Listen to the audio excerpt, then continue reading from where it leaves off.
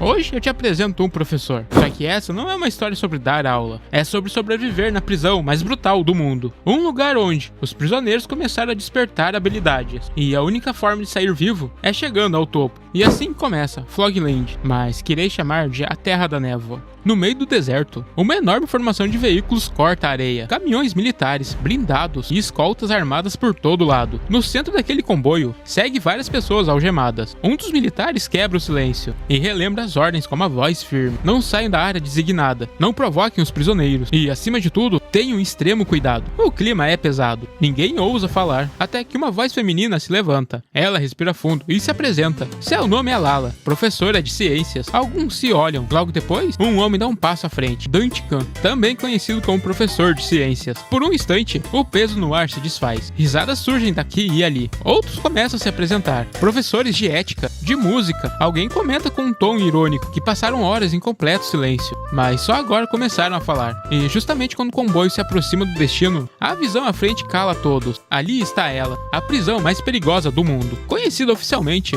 como um presídio internacional, mas chamada por todos de um inferno de Terra da Neblina. Lala fica sem palavras e tenta disfarçar o medo. Diz para pararem de falar besteira. E é só uma prisão. Nada de estranho deve acontecer, mas no fundo, ninguém ali acredita nisso. Outro professor comenta que aquilo tudo só torna a situação ainda mais suspeita. Ele lembra que há 50 anos, bem no meio do deserto, um gigantesco meteoro caiu do céu. 5 anos depois desse evento, as 5 grandes potências mundial entraram em um acordo e decidiram construir uma prisão, exatamente sobre o local do impacto. Alguns dizem que conhecem bem essa história, mas também comentam que existem muitas lendas urbanas envolvendo esse lugar. Então surge a dúvida, dita em voz baixa, será que eles realmente estão prestes a serem trancados junto com aquelas criaturas? Com um tom mais sério, o mesmo professor afirma que um homem muito sábio já disse que a Terra da Neblina abriu as portas do inferno. Talvez, segundo ele, eles estejam indo ensinar os mortos. Dante reage. Ele diz que, como educadores, não deveriam ficar espalhando esse tipo de absurdo. E outro professor pergunta se ele realmente não está com medo. Mesmo que os rumores sejam falsos, aquilo ainda é uma prisão extremamente perigosa, onde estão confinados os criminosos mais brutais do mundo. Dante responde com certo desdém. Para ele, continuam sendo apenas humanos, pessoas que muito provavelmente nunca tiveram acesso à educação. Portanto, na visão dele, não deveria haver grandes problemas. Antes que a conversa continue, os militares interrompem. Eles avisam que as portas da Terra da Neblina serão abertas. E assim, o grupo finalmente entra naquele lugar perigoso. Mas o cenário diante deles é muito diferente do que haviam imaginado. Para onde quer que olhem, tudo está completamente tomado por uma névoa. A tensão aumenta ainda mais quando os militares dão novas ordens. Eles avisam que ninguém deve tirar fotos e, acima de tudo, que não se afastem da linha demarcada. Após caminharem alguns passos, os soldados informam que cada um será enviado para uma área designada. Também reforçam que todas as instruções de segurança devem ser seguidas à risca. Aquilo deixa o grupo visivelmente mais nervosos. Mesmo assim, Dante afirma que não há motivos para ter medo. Ele diz que está ali apenas para dar uma aula. E assim, ele é conduzido até sua sala. Mais uma vez, a cena o surpreende. Seu local de trabalho fica em uma sala pequena, completamente isolada. Do outro lado, separados por um vidro espesso, está as classes dos alunos. Intrigado, Dante toca no vidro com a mão e percebe que se trata de um cristal reforçado. Nesse momento, um soldado entra na sala. Ele ordena que Dante se senta e avisa que os alunos estão prestes a chegar. Mas, antes de sair, faz um alerta claro. Dante não deve deixar o assento, sob nenhuma circunstância. Após o aviso, a porta principal se abre. Os alunos entram. Dante fica completamente chocado. E eu também. Se alguém entendeu alguma referência, me avisa. Alguns têm a cabeça deformada. Outros têm braços ou pernas muito grandes. E um deles está coberto por pelos. Mas todos compartilham algo em comum. Seus olhos brilham, com um tom azul intenso. Nesse momento, Dante se lembra das palavras do outro professor. Ele havia dito que talvez estivessem ali para ensinar monstros. Por um breve instante, Dante quase acreditou nisso, mas logo dá um leve tapa no próprio rosto e afasta o pensamento. Para ele, aquilo não passa de bobagem. Não são monstros, são apenas pessoas com alguma deformidade, e o dever dele é simples, ensiná-los. Com isso em mente, Dante começa a se apresentar. Ele diz que é o professor de ciências. Comenta que já havia ouvido falar que a aula de ciências era a mais popular entre todas. Em um tom de brincadeira, sugere que talvez estejam esperando construir um foguete para escapar da dali? A resposta é um silêncio desconfortável, até que, em algum ponto da sala, alguém começa a rir. O clima fica ainda mais estranho. Sem perder tempo, Dante muda de assunto. Ele anuncia que a aula de hoje será sobre a natureza, e, em suas mãos, ele mostra uma batata. A lição do dia é simples: aprender como cultivá-la. É um conteúdo básico, ensinado para alunos do ensino fundamental. Mesmo sendo criminosos de nível mundial, eles provavelmente viviam afastados da sociedade por grande parte da vida. Talvez nem sabiam mais o básico. Por isso que Dante decide começar por ali. Ele explica que aquela é a melhor primeira lição, pois assim eles podem aprender o verdadeiro valor da vida. Diz que sabe muito bem que todos ali são considerados os piores prisioneiros do mundo, mas ainda assim vieram até aquela sala para aprender alguma coisa. E isso, segundo ele, os torna parecidos com uma batata. Não importa o ambiente, não importa o quão difícil seja, ela sempre encontra um jeito de crescer. A partir daquele dia, eles deveriam tentar ser como ela. A reação não é boa. Aquilo apenas desperta irritação. Um dos prisioneiros, com a cabeça completamente deformada, se sente ofendido. Ele diz que não se parece nada com aquela coisa. Dante entra em pânico. Rapidamente, ele tenta se explicar e diz que não quis ofender ninguém. Mas, para sua surpresa, os alunos começam a comer a batata, que estava à frente da sala. Imediatamente, Dante pede que parem, mas ninguém o escuta. Enquanto observa a cena, ele se pergunta em silêncio que tipo de pessoas vêm voluntariamente para um lugar como aquele. Antes que continue com o pensamento, uma voz surge do fundo da sala. O prisioneiro manda Dante parar de falar bobagem e ir direto ao ponto. Ele quer saber como fazer a névoa. Confuso, Dante pergunta se ele está falando da névoa que envolve toda a prisão. O tom de resposta, no entanto, é séria demais para ser uma brincadeira. Outro prisioneiro questiona como é possível um cientista não saber criar aquilo. Dante tenta levar como brincadeira e responde que não sabia, que eles também eram comediantes. Mas, no instante seguinte, o clima muda completamente. O prisioneiro avança de repente e, com uma cabeçada violenta, começa a rachar o vidro reforçado. Sem pensar duas vezes, Dante chama os militares. Eles entram imediatamente pela porta principal. Armas em punho, sem hesitar, abrem fogo. E assim, o massacre começa. Algumas balas, no entanto, não seguem o caminho esperado. Elas se desviam e atravessam o vidro reforçado. Tomado pelo pânico, Dante começa a implorar para que o tirem dali. Enquanto olha para o outro lado da sala, ele diz que não consegue acreditar que aquilo virou um massacre. Mas então percebe a verdade. Há de fato um massacre acontecendo, só que não do jeito que ele imaginava. Os prisioneiros começam a mutilar os guardas um por um. Um deles levanta um soldado com apenas uma mão. Com um simples aperto, esmaga a cabeça dele. A cena se repete de novo e de novo. Diante daquilo, sem qualquer possibilidade de fuga, Dante entra em completo estado de choque. Seu corpo cede, ele desmaia, sem perceber que no fundo da sala, alguém o observava em silêncio.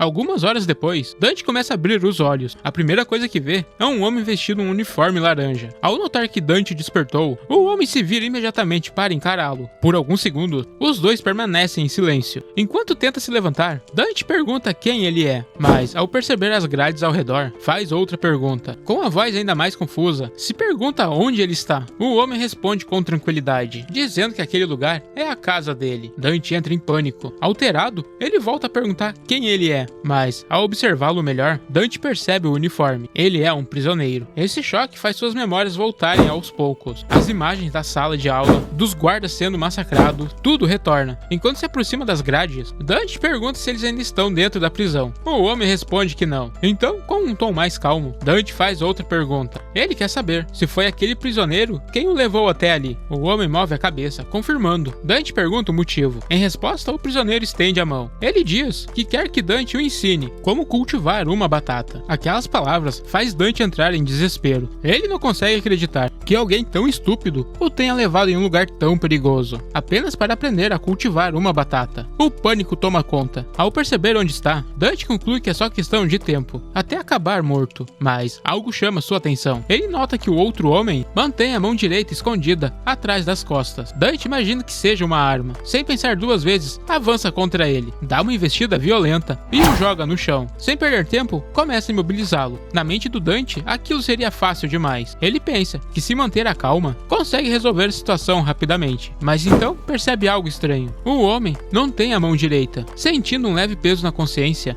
ele decide amarrá-lo na cama da cela. Pede desculpas por ter recorrido à violência. Ainda assim, diz com firmeza que ambos estão em perigo por causa da estupidez dele, mas deixa algo bem claro: ele não ensina pessoas sem cérebro. Enquanto se dirige à porta, Dante aconselha que o melhor é comer a batata, já que assim ele obteria nutrientes. Antes de sair, faz uma pergunta: em quanto tempo os guardas costumam passar por ali? Em seguida, ele olha pela pequena abertura da porta e começa a analisar a situação. Na sua mente, depois da tentativa de motim, a prisão inteira deve estar em alerta máximo. Ele acredita, se esperar até a ronda dos guardas, talvez consiga sair dali com vida, mas todo o plano desmorona. Do outro lado, ele só consegue ver névoa. Sem alternativas, Dante começa a forçar a porta, grita por ajuda, então percebe algo inesperado. A porta está aberta. Sem pensar duas vezes, ele sai para o exterior. Ao olhar ao redor, fica chocado. Aquilo não se parece com uma simples prisão. O lugar lembra uma cidade inteira. Tomado pelo pânico, Dante começa a gritar com o outro, perguntando onde eles estão e por que foi levado até ali. De repente, uma mão cobre sua boca. O prisioneiro manda que ele fique quieto. Diz que está fazendo barulho demais e que, se quiser continuar vivo, a única coisa que precisa fazer é calar a boca. Dante se enfurece. Ele afasta a mão e responde que não deve ser comparado a eles. Diz que é diferente, que eles são um lixo da sociedade. Mas ao virar o rosto, Dante percebe algo ao seu lado. Um homem gigantesco está parado ali. Ele o encara diretamente. Ao mesmo tempo, o prisioneiro manco olha Dante nos olhos e pergunta com um tom frio o que ele está fazendo naquele lugar. Dante não tem tempo de reagir. O homem gigantesco desfere um golpe poderoso. Tudo escurece e Dante perde a consciência. Em seguida, o prisioneiro leva de volta para dentro da cela. Enquanto faz isso, diz que ele deveria ter ficado em silêncio. Comenta que por causa disso, agora ele acabou ficando até sem roupas. Dante reage com raiva. Ele diz que tudo aquilo é culpa do outro e que ele deveria pensar melhor antes de provocar alguém. Afinal, ele nem sequer tem uma das mãos. O prisioneiro responde com uma forte pisada no chão. Logo em seguida, começa a abrir o fecho da própria roupa. Dante entra em pânico. Ele pede que não faça nenhuma loucura, mas para sua surpresa, o prisioneiro apenas o estende a roupa e diz para que ele a vista. Ao observar melhor, Dante percebe que o corpo do outro é extremamente bem trabalhado. O cara tá no shape. Então ele é? Diante disso, afirma que a partir daquele momento vai tomar mais cuidado. O prisioneiro ainda comenta que, usando aquele uniforme, seria muito difícil que o grupo de resgate consiga reconhecê-lo. O prisioneiro começa a vasculhar umas bolsas estranhas espalhadas pelo local. Enquanto isso, ele avisa que não existe nenhum grupo de resgate. Todos os guardas foram mortos. A partir de agora, o melhor que Dante pode fazer é não chamar a atenção. Depois disso, o prisioneiro veste outro uniforme, completamente danificado. Em seguida, diz que está na hora de comer. Ao imaginar que poderia encontrar algum guarda pelo caminho, Dante decide acompanhá-lo. Enquanto isso, em outra ponta da prisão, o homem gigantesco, reconhecido como o Porco Gigante, celebra sua nova conquista. Ele observa a roupa que está vestido e diz que ela caiu perfeitamente. Ainda assim, afirma que pretende ir atrás dele novamente. Afinal, aqueles óculos eram bonitos demais e ele queria eles. Nesse momento, alguém surge ao seu lado. Sem hesitar, a figura se ajoelha diante dele. É um dos prisioneiros que esteve presente na aula de Dante. Onde você conseguiu essa roupa? O gigante fica visivelmente nervoso e diz que pegou na aldeia Tufi. Segundo ele, um homem descolado acabou se mudando para lá e, ao notar que está usando roupas elegantes, o prisioneiro decidiu pegá-las para si e, em seguida, pergunta como ficou. A resposta vem na forma de uma facada na cabeça, depois outra e mais uma, até que, por fim, o corpo cai estendido no chão. Com um sorriso sinistro no rosto, o agressor comenta: "Então, finalmente te encontrei, professor."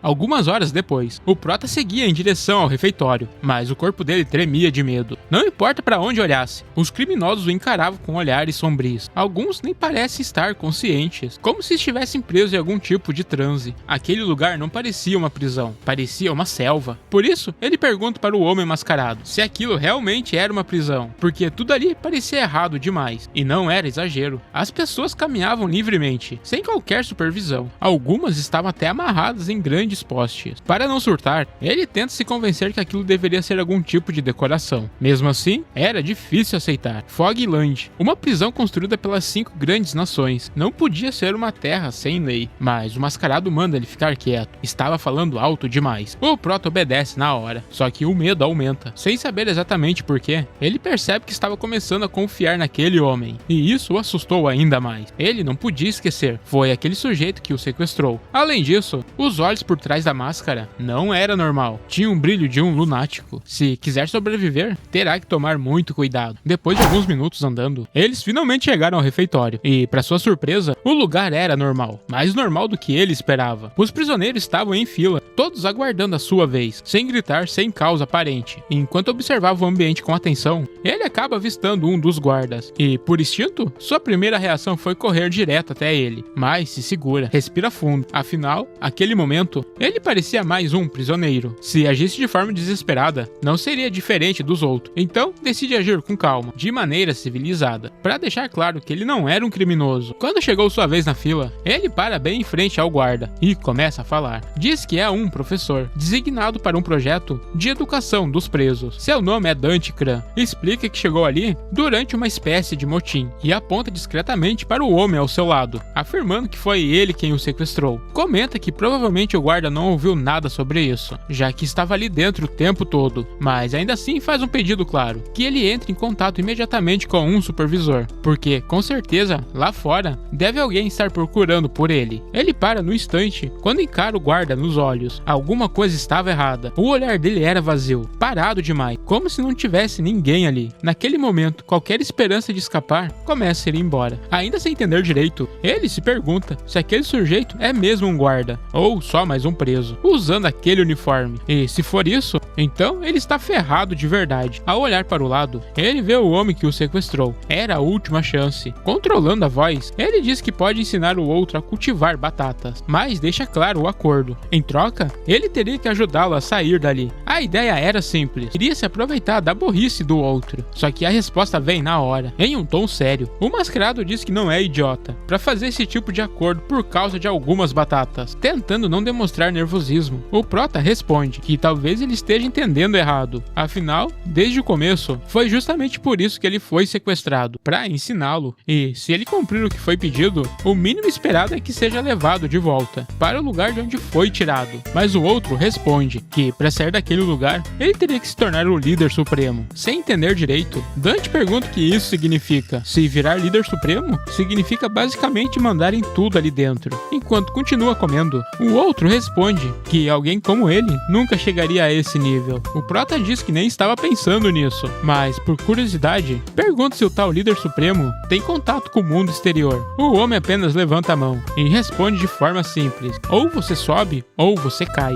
e completa dizendo que essa é a única forma de sair dali. Mesmo assim, Dante continua sem saber direito o que ele quer dizer, mas uma coisa fica clara: não fazia sentido continuar ao lado daquele sujeito. Então ele se levanta e diz que vai encontrar sozinho uma maneira de sair dali, e quando conseguir, o outro não escaparia da justiça. A família de Dante era influente, e ele faria questão de fazê-lo pagar por tudo. Enquanto se afasta, uma pergunta não sai da sua cabeça: qual seria o próximo passo? De repente, alguém começa a perguntar pelo professor Dante. Achando que podia ser o grupo de resgate, ele reage na hora, dizendo que estava ali. Mas quando se aproxima da porta, ele se depara com algo completamente diferente. Parado bem na frente dele, havia um homem gigantesco, e ao vê-lo, o sujeito abre um sorriso sinistro e pergunta se ele ainda se lembra dele. O professor se assusta e dá alguns passos para trás. Diz que nunca o esqueceria, afinal, ele foi um dos alunos da sua turma, mas também se lembrava muito bem de como aquele homem massacrou vários guardas sem piedade. Só que o que realmente o apavorou foi a reação dos outros prisioneiros. Eles começaram a sussurrar, dizendo que aquele homem é conhecido como a Torre, um dos 6 mafiosos do Distrito Zero. O medo toma conta. Sem pensar duas vezes, Dante se ajoelha na frente dele e pergunta por que estava sendo procurado. Com uma calma perturbadora, o gigante responde que ainda tinha uma lição para continuar e deixa claro que não estava falando aquela história idiota de batata. Agora era a hora da aula de verdade. Então, abrindo a mão,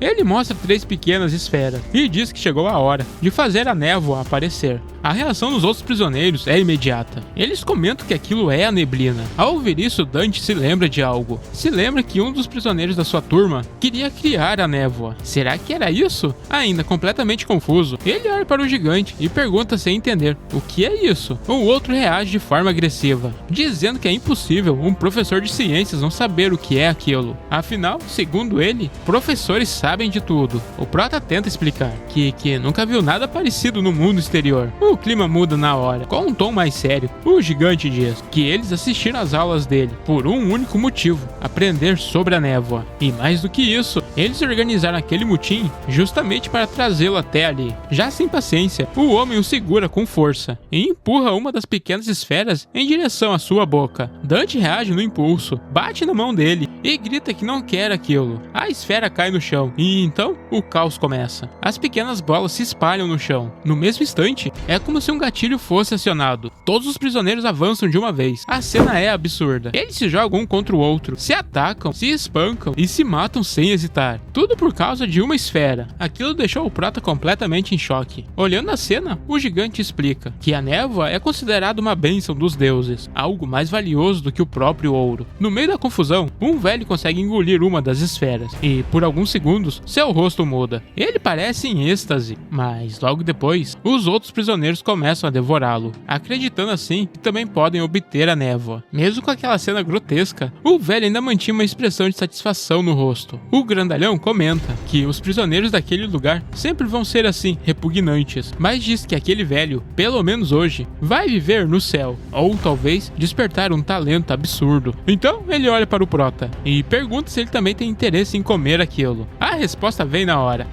Dante se vira e começa a vomitar, incapaz de aguentar o que acabou de ver. Entre soluços, ele se lamenta por ter vindo parar naquele lugar e implora desesperado para que deixe ele voltar para casa. O cara manda ele falar mais alto e então, sem aguentar mais, o Prota grita de verdade. Diz que não sabe como preparar nenhuma névoa e, na real, ele não é cientista coisa nenhuma. Ele é só um professor. O grandalhão reage, dizendo para ele parar de falar besteira. Comenta que já leu histórias de professores de ciências fazendo remédios para vender e que tinha certeza de que ele conseguiria fazer algo assim. Mas chorando, Dante solta tudo de uma vez. Diz que não tem doutorado e que não é pesquisador. É apenas um professor de ensino médio. O lugar inteiro fica em silêncio. A torre observa por alguns segundos e então comenta que Dante foi o primeiro que ele encontrou. Por isso, ele acreditou que já tinha alcançado o céu, que estava muito perto de se tornar o líder supremo. Enquanto fala, ele puxa uma pequena tramontina de sua boca e diz sem rodeios que, no final das contas, ele era só um professor completamente inútil. Essas palavras o acertam em cheio. Na mesma hora, o Prota se lembra do próprio passado. Ele nasceu em uma família extremamente prestigiada, gente importante, conhecida, respeitada, mas por 6 anos seguidos, ele falhou em conseguir um doutorado e, por causa disso, seus pais nunca pararam de pressioná-lo, dizendo que ele precisava continuar tentando, porque se desistisse, mancharia o nome da família. O irmão até intervinha algumas vezes, mas não para defendê-lo de verdade. Dizia apenas que as capacidades dele eram limitadas e que talvez não fosse melhor colocar tanta pressão. Aquilo era cruel. O pai era famoso o suficiente para aparecer na televisão. A mãe tinha doutorado em direito. O irmão, ainda jovem, já era presidente de uma associação extremamente prestigiada. E o Prota também era respeitado, mas só na escola. Dentro de casa, era tratado pior do que um animal. Até que, em uma lembrança específica, ele se vê tomando uma decisão importante. Ele diz que se candidatou para ensinar em uma das prisões mais perigosas do mundo. O irmão reage na hora, assustado. Diz que aquele lugar é Fogland, um lugar feito para os psicopatas mais perigosos do mundo. E o pergunta se ele tinha certeza de querer ir para lá. O Prota diz que, mesmo sendo prisioneiros, eles ainda são pessoas. A mãe responde que não precisa ir tão longe. Diz que está satisfeita com o salário que ele ganha na escola. Não é muito, mas dá para viver. Ué, o cara tá dando aula no Brasil? O pai então pergunta por que ele insiste nessas coisas. Com um tom firme, ele responde que educação não pode ser negada a ninguém e que, como educador, é dever dele ensinar. A reação do irmão é uma gargalhada. Diz que isso não passa de um impulso idiota para ser reconhecido. Durante anos, ele falhou em conseguir um doutorado e agora finge encontrar o próprio caminho. Diz que o melhor é parar de justificar a própria incompetência, que ele nunca vai ser como eles e que tudo aquilo só prova o quão estúpido ele é. E no final, o irmão estava certo. O grandalhão avança e lança o seu ataque. O Prota pensa que nunca imaginou morrer em um lugar tão imundo quanto aquele e então entende, tarde demais, que talvez o ingênuo da história sempre tenha sido ele. Mas, no exato momento em que a lâmina quase encosta em seu pescoço, um garfo atravessa o ar em alta velocidade e corta a mão do grandalhão, que grita de dor, perguntando quem teve a coragem de fazer aquilo. Antes que possa reagir, alguém agarra o seu cabelo. Ao virar o rosto, ele vê um homem parado bem à sua frente. Era o Manco. Sem hesitar, ele dispara uma joelhada brutal direto no pescoço do grandalhão. O impacto é tão forte que os ossos se rompem. Ali mesmo, o grandalhão desaba. Os prisioneiros começam a gritar, dizendo que o novo mafioso acabou de nascer. Pergunta o nome dele, mas o homem apenas diz ao professor que é hora de ir embora. Ainda assim, os outros entendem errado e começam a gritar professor, professor, professor. Minutos depois, os dois estão em um dos corredores. O prota ainda tenta processar o fato de continuar vivo. Ele olha para o manco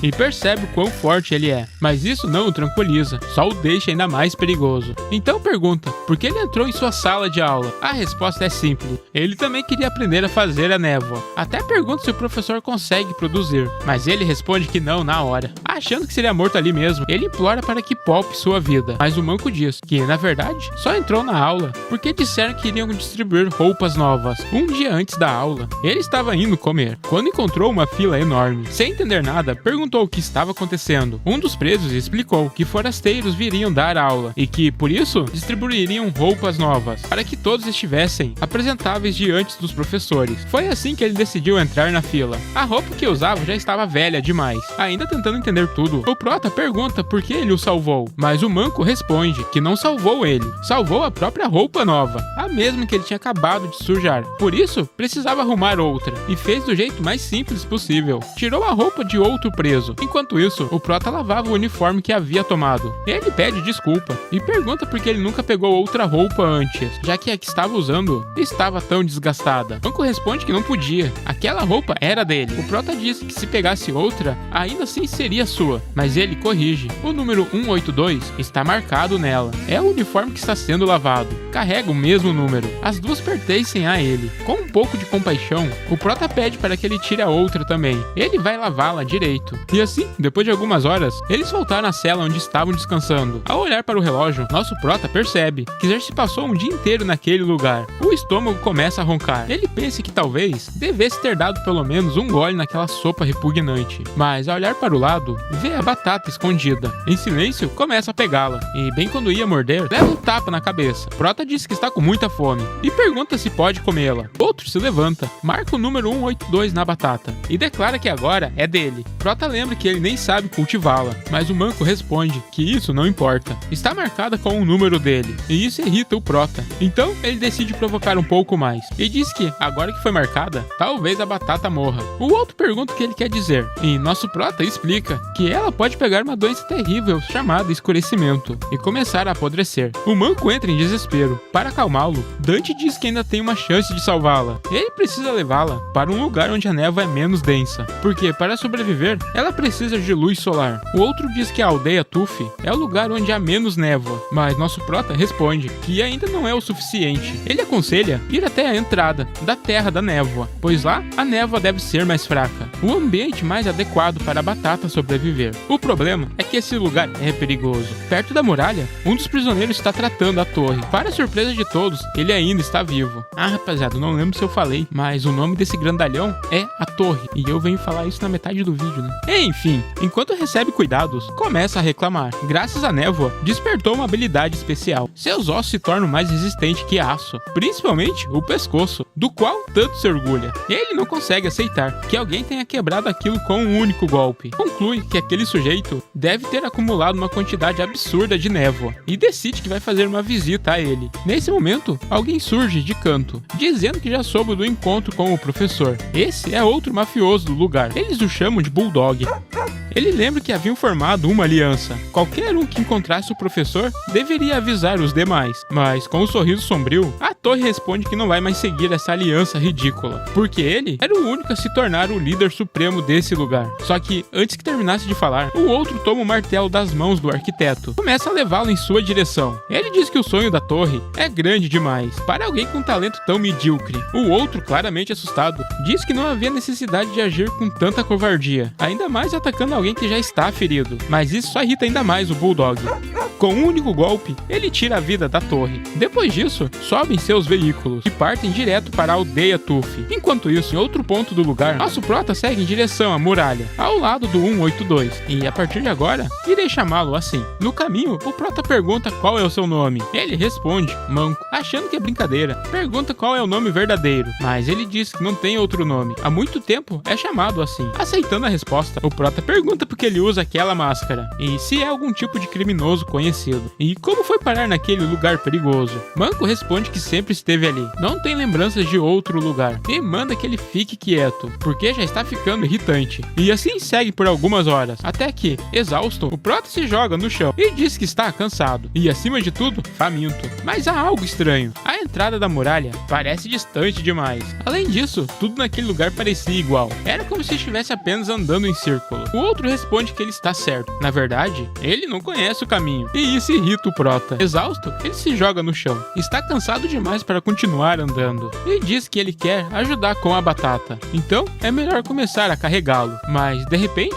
o próprio 182 também cai no chão. Preocupado, o Prota pergunta: o que está acontecendo? Ao tirar a máscara dele, percebe que parece ter entrado em algum tipo de transe. Assustado, começa a sacudi-lo, tendo de leve em seu rosto. Pergunta o que está acontecendo. Ao entender que agora ele está completamente indefeso, faz de tudo para acordá-lo, mas o barulho chama a atenção de alguém. De repente, uma figura surge bem atrás dele. Sem dar tempo de reagir, começa a examinar seu olho e pergunta se ele é uma pessoa comum. Confuso, o Prota pergunta o que ele quer dizer. O estranho então pede desculpas e diz que ficou curioso com o que estava acontecendo ali. Depois de alguns minutos, eles são levados até um quarto. Lá recebem comida e água. Prota agradece imediatamente. Afinal, eles literalmente acabaram de salvar sua vida. Eles dizem que não há problema algum e também se apresentam. Um deles se chama de Rambutan, mas pra mim não esquecer, vamos chamá-lo de Rambo. E a garota de cabelo azul, vamos chamá-la de Lee. O Prota também diz seu nome e confessa que jamais imaginou encontrar pessoas normais como ele naquele lugar, principalmente uma mulher. Sem perceber, acaba encarando demais. Ela pergunta meio sem graça se está tão óbvio assim. Rambo explica que eles vieram da área do interior. Prota pergunta se existem mais pessoas como ele ali. Responde que há algumas pessoas sim, mas logo devolve a pergunta se ele já consumiu a névoa. Prota diz que não, e que na verdade nem é um prisioneiro. Foi sequestrado por aquele sujeito. Os dois trocam um olhar e parecem entender a situação. Então perguntam se ele é o professor da famosa operação sequestrar o professor. Confuso, o Prota pergunta do que estão falando. Rambo explica que os mafiosos da região impediram qualquer pessoa de frequentar a aula. O plano era reunir todos os professores de ciência sob o controle deles, e ele admite que é curioso ter o protagonista de toda essa confusão bem diante deles. Nesse momento, lhe pergunta quem é o homem que estava com ele, porque não se parece com nenhum dos mafiosos que ela ouviu falar. O Prota responde só que é um idiota e explica que foi sequestrado apenas para ensinar alguém a cultivar batatas. Isso arranca uma gargalhada dos dois. Dizem que esse sujeito deve ser um completo idiota, e de certa forma isso tranquiliza o Prota. Ele realmente não esperava encontrar pessoas tão normais, ainda mais em um lugar tão perigoso. Então perguntam se ele está preso àquele homem. Dante responde que não exatamente, só estava usando ele como guarda-costa, enquanto procurava uma saída. Mas, no meio do caminho, o sujeito acabou desmaiando. Lee balança a cabeça e explica que ele está passando pelo limbo, um sintoma de abstinência por não consumir a névoa. Provavelmente ele já percebeu que alguns prisioneiros agem de forma estranha, e por causa disso, eles ficam nesse estado por alguns minutos. Depois recuperam a consciência, mas se esse processo se repetir muitas vezes, o cérebro começa a se danificar e acabam virando cascas vazias. Impactado com aquilo, nosso Prota pergunta o que exatamente é essa névoa. Rambo explica: é uma droga divina, capaz de conceder talentos, e quanto mais se consome, mais forte esse talento se torna. Prota admite que ainda não entendeu, então Rambo decide dar um exemplo. Ele mostra as próprias pernas, fortes e impressionantes, e diz que com essa habilidade, eles vão escapar daquele lugar. Enquanto isso, na cela do 182, o mafioso Bulldog chega.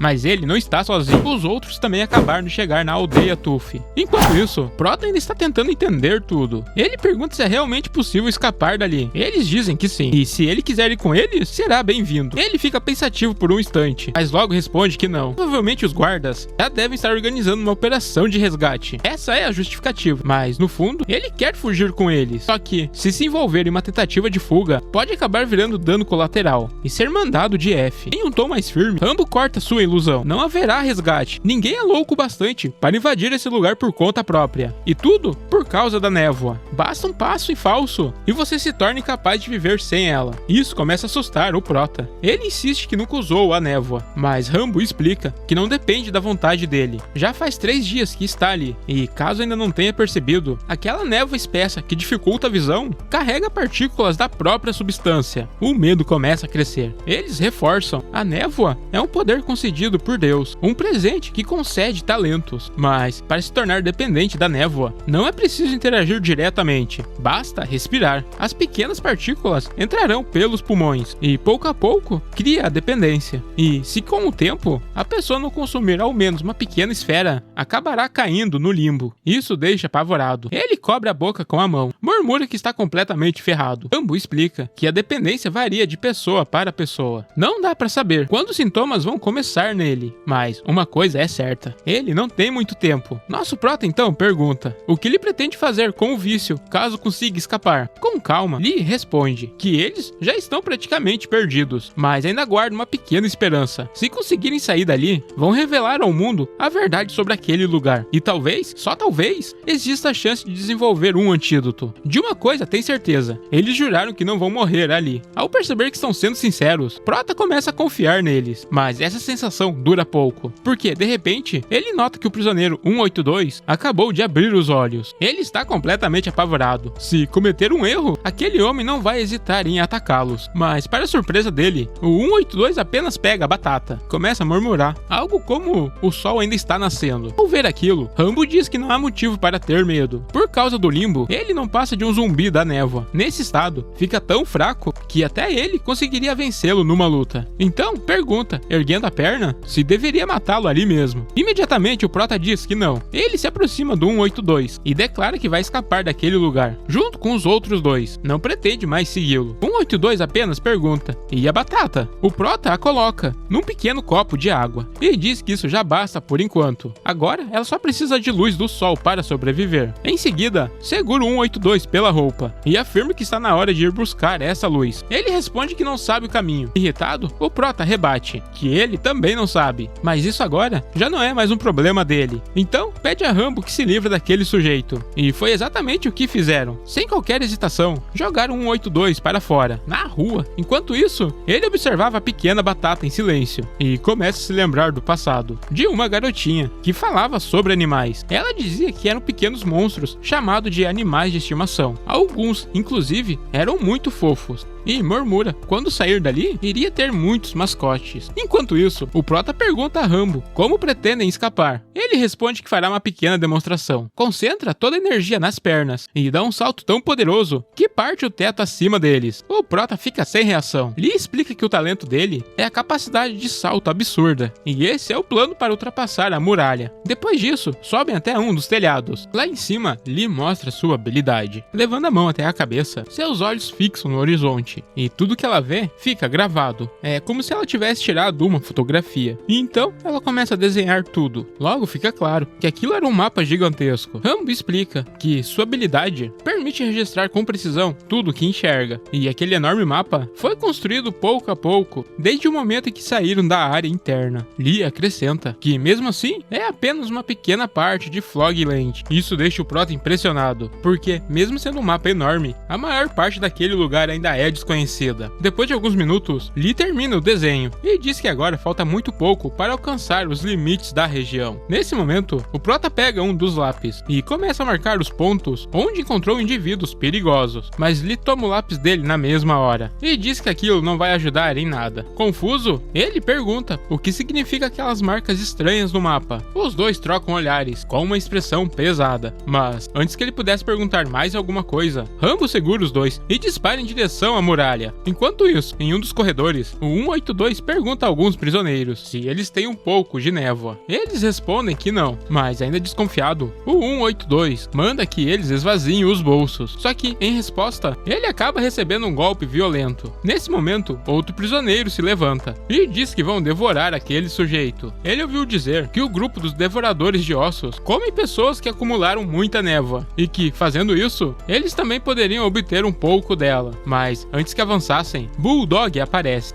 e derruba o homem com um único golpe. Então, encarando o mascarado, ele diz que finalmente o encontrou. Naquele dia do motim, foi Bulldog quem conseguiu atravessar a barreira de vidro, e foi ele que levou o professor até Flogland. Ele explica que aproveitou o caos para ficar com o professor só para si, mas enquanto corria, percebeu que alguém o estava seguindo. Por isso, parou e perguntou a que grupo ele pertencia. Pela aparência, achou que fosse um devorador de ossos, mas o mascarado apenas ergue uma batata. prota e pergunta se aquilo também é um animal. Irritado, Bulldog responde que não fazia ideia do que ele estava falando. E ao ouvir isso, o 182 diz que então deveriam perguntar ao professor. Mas isso só irrita ainda mais o outro. Em uma velocidade absurda, ele avança direto contra o 182 e lança um golpe poderoso. Só que mesmo assim, ele consegue desviar com facilidade. E aproveitando a brecha, ele retrai os dedos e dispara um projétil de vento. O impacto é brutal e deixa o Bulldog agonizando de dor. E foi assim que 182 conseguiu levar o professor até sua própria cela. Ao se lembrar disso, Bulldog o segura com força e pergunta se o professor está bem. Mas ao remover a máscara do 182, ele percebe que ele está em estado de limbo. Mesmo assim, não demonstra nenhuma piedade. Ele o leva até o esconderijo e começam a torturá-lo. Enquanto isso, Bulldog pergunta onde está o professor. Mesmo sofrendo, o 182 responde que só vai falar se lhe derem um pouco de névoa. E isso só deixa o Bulldog ainda mais irritado. Sem hesitar, eles começam a quebrar os dedos dele. Observando tudo, o segundo no comando comenta que talvez fosse melhor dar um pouco de névoa. Afinal, com o tempo, ele vai parar de sentir dor. E então a tortura vai perder a graça. Mas Bulldog recusa na hora. Ele diz que não vai dar nem a menor quantia de névoa. Mas o outro pergunta por que ele está com tanto medo. Afinal, o 182 é só um cara magro e pequeno. Mas Bulldog diz que ele está completamente enganado. Mesmo tendo um corpo pequeno, os músculos dele são bem definidos. E isso só se consegue com um treino extremo. Seu segundo em comando comenta que isso faz sentido, mas diz que nesse ritmo, eles só estão perdendo tempo. Os outros mafiosos já chegaram até a aldeia Tuffy, e é bem provável que algum deles encontre o professor primeiro. E quando isso acontecer, vai ser o fim para eles. Ele também comenta que matar a torre foi um erro, mas Bulldog responde, com um tom ainda mais frio, que qualquer um que machuque seus irmãos precisa pagar com a própria vida. Então ele bate na mesa com força e diz que tudo isso é para conservar a honra de quem ocupava sua posição antes. Em seguida, ele abre uma lata e diz que é hora de brindar com ele, mas no mesmo instante, ele gospe tudo e se curva de dor. Mesmo depois de 3 dias, desde o golpe que recebeu, seu estado só piorou. Então, se aproximou dele. Ele diz que o golpe daquele dia não foi coincidência. Aquilo parecia mais uma técnica de combate, algo parecido como o Krav Maga. E pela bota que ele usava, é bem provável que ele tinha sido um soldado, mas não de qualquer esquadrão. Então, ele pergunta quem aquele sujeito realmente é. Enquanto isso, com o nosso prota, depois de caminhar várias horas, eles finalmente chegaram até o portão. Mas nesse instante, o Rambo puxa ele pelo braço. Bem ao lado deles, existe uma das torres de vigia. Eles observaram por alguns minutos, mas não vêem nenhuma silhueta, nem sinal de guardas. Então o prota se pergunta se realmente tem alguém ali. Ele cogita se aproximar do portão, mas nesse instante, uma voz surge e diz que não é uma boa ideia. Se fizer isso, vão abrir fogo sem pensar 2 vezes. Assustados, eles percebem alguém bem ao seu lado, e sem entender nada, eles perguntam quem é aquele cara, mas o prota reconhece ele na hora. Era um dos prisioneiros que estava em sua aula. Rambo imediatamente se coloca na frente dele e avisa que aquele sujeito é um mafioso. Logo depois, outros prisioneiros aparecem. Eles usam cones na cabeça, como máscaras improvisadas, e depois de cercarem completamente o grupo, eles ficam esses cones no chão. Em seguida, outra figura aparece. Ele se apresenta como a cabeça de Broca. Afirma que está destinado a se tornar o líder supremo. Então, olha para Dante e ordena que ele vá até ele. Mas antes que pudesse encostar nele, Rambo avança e acerta um chute direto no rosto dele, dizendo que não vai deixar isso acontecer.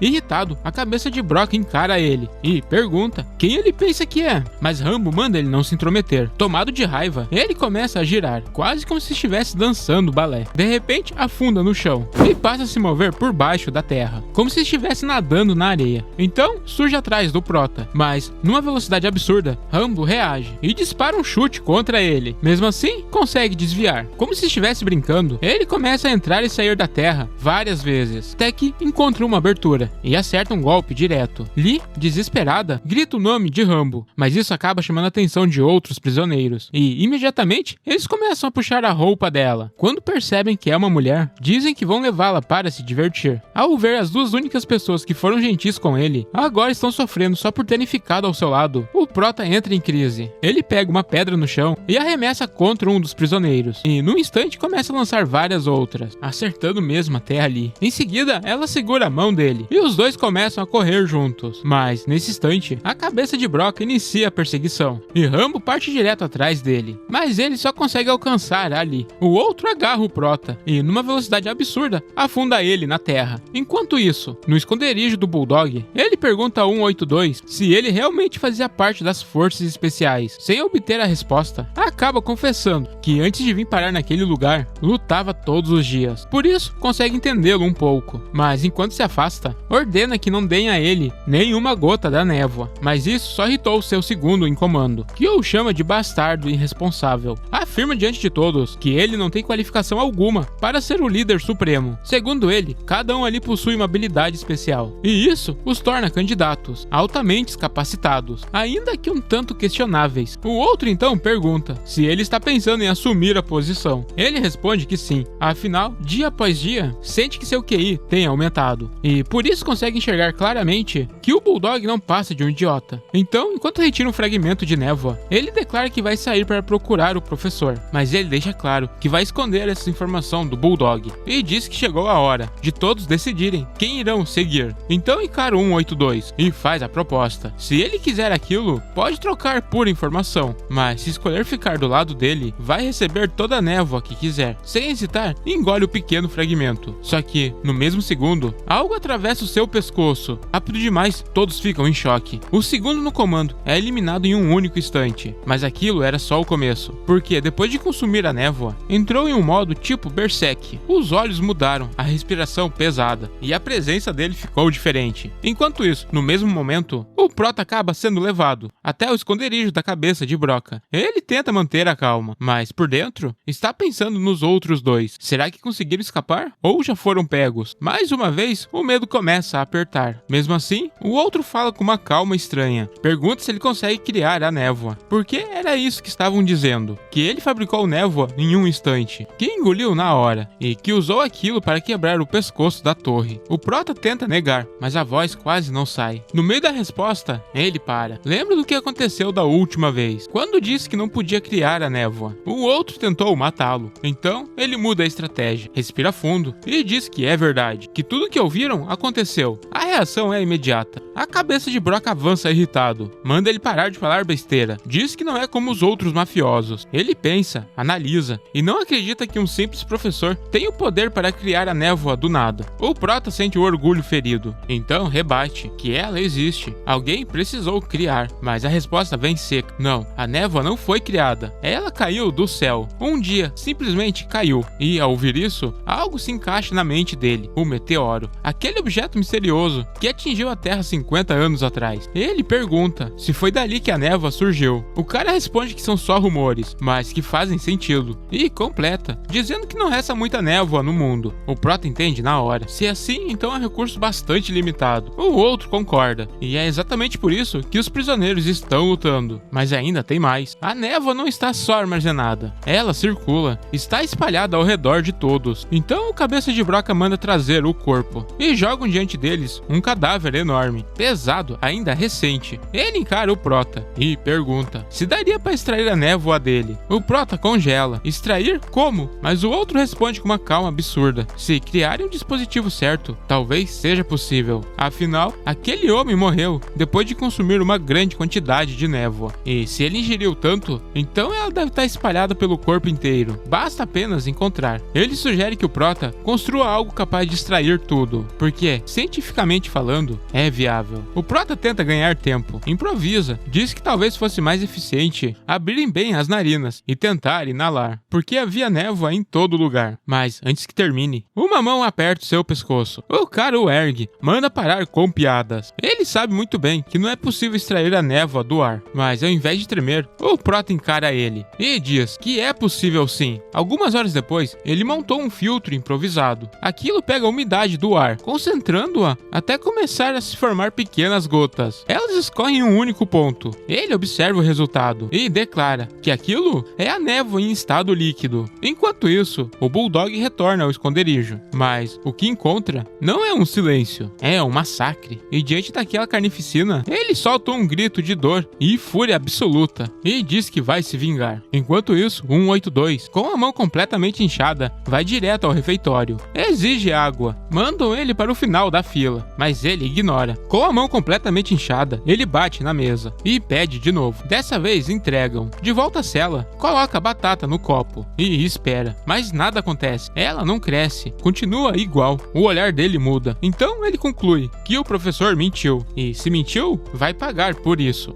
De volta ao Prota. O dispositivo criado é chamado de coletor de neblina, um dispositivo que produz água a partir do ar em países áridos ou regiões secas. O princípio é simples. O vapor condensa nas malhas, escorre e é armazenado. Aquilo foi improvisado, mas funciona. Ele explica que há muita névoa no ambiente, só que não dá para garantir a condensação. Então, a cabeça de Broca prova e confirma, tem gosto de névoa. Eles comemoram. Horas depois, entregam um novo uniforme ao Prota. Agora ele faz parte da gangue. Ao lembrar que 182 diz que só o líder supremo pode sair dali, ele decide ficar ao lado deles. Pode tirar algum proveito disso, mas o outro manda ele acompanhar. Agora que não precisam mais economizar névoa, vai acontecer um grande banquete, o banquete da Ascensão. Agora horas se passaram. Há uma enorme quantidade de névoa acumulada no centro. Os outros parecem estar preparando algum tipo de ritual. Então ele bate palmas, chama a atenção e anuncia que hoje é dia de comemorar. Hoje ele vai desafiar a Ascensão. Então ele começa a devorar toda a névoa. Um após o outro, os fragmentos desaparecem. Enquanto isso, a gangue comemora. De vez em quando alguém pergunta se ele sente alguma coisa, mas ele responde que não. Minutos se passaram. Ele já consumiu tudo. Está completamente cheio. Pergunta a seus homens se eles notaram alguma mudança. Eles observaram, mas nada, talvez tenham falhado. Mas agora que está com o nível de névoa alto, talvez funcione amanhã. Só que, de repente, alguém aponta. Ele está diferente. A comemoração explode. Acham que ele está evoluindo. Perguntam como ele se sente. Ele entra num estado estranho.